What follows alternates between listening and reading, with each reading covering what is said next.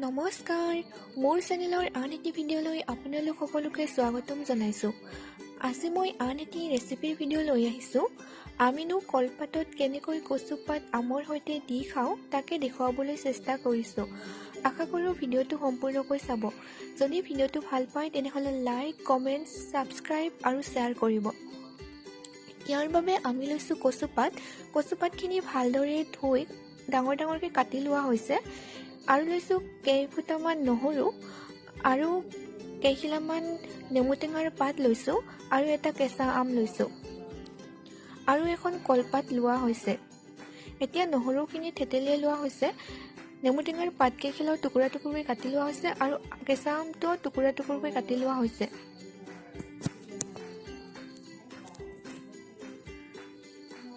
আমি কলপাতখন অকণমান জুইৰ ওপৰত সেক দি লৈছোঁ। এনে কৰিলে মেৰিয়াওঁতে সুবিধা হয়। এতিয়া ইয়াতে আমি কচুপাতখিনি দি থেতেলিয়াই লোৱা নহৰু, নেমু টেঙাৰ পাত আৰু আম টেঙাখিনি দি দিম। আপোনালোকে ইচ্ছা কৰিলে নেমু টেঙাৰ পাতখিনি স্কিপ কৰিব পাৰে, কিন্তু দিলে ধুনীয়া সুগন্ধি এটা ওলাই আহে। মোৰ যিহেতু কিছুমান ছাবস্ক্ৰাইবাৰ নহৰু পিঁয়াজ নাখায়, আপোনালোকে ইচ্ছা কৰিলে ইয়াতে নহৰুৰ সলনি আদাও দিব পাৰে।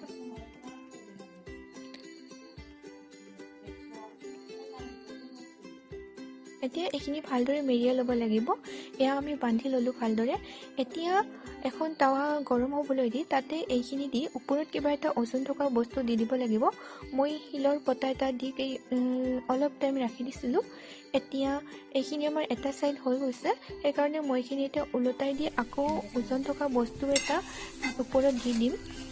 ওজন থকা বস্তু হিচাপে আমি শিলৰ পতাটোৱে ব্যৱহাৰ কৰিছোঁ।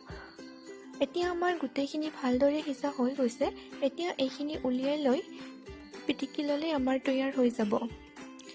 এয়া ঠাণ্ডা হৈ যোৱাৰ পিছত মই উলিয়াই লৈছোঁ। এতিয়া ইয়াতে নিমখ, মিঠাতেল আৰু জলকীয়া দি ভালদৰে পিটিকি লোৱা হৈছে আৰু লগে লগে তৈয়াৰ হৈ গৈছে। এয়া আমাৰ টেষ্টি আমৰ সৈতে কলপাতত দিয়া কচুপাতৰ ৰেচিপি ৰেডি হৈ গৈছে। ভিডিঅ'টো চাই যদি ভাল লাগিছে তেনেহ'লে লাইক, কমেণ্ট, ছাবস্ক্ৰাইব আৰু শ্বেয়াৰ কৰিব। ভিডিঅ'টো শেষলৈ চোৱাৰ বাবে অশেষ ধন্যবাদ।